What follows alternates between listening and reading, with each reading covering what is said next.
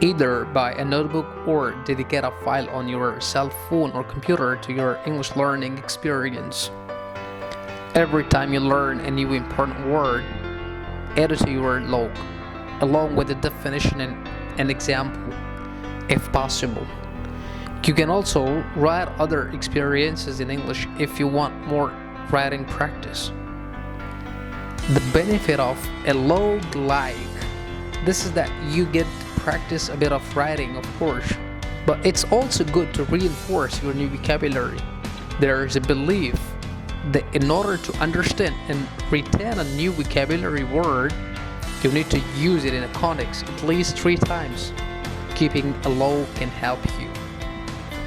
Additionally, if you look back at the earlier entries in your English log, you will be able to reflect at how far you have progressed, and you will probably be surprised and motivated when you compare that to how much you know now. Like any goal, learning a language is always easier and more fun if you have a reason to do so.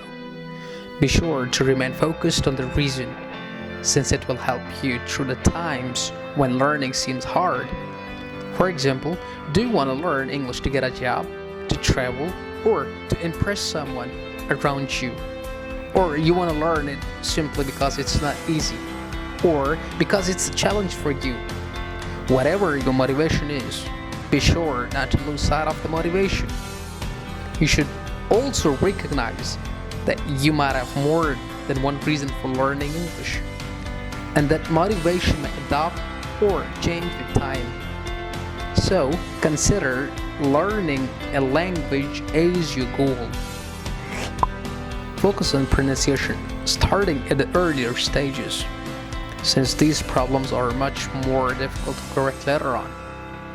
If you correct errors at the beginning, it's much likely that they will become cemented.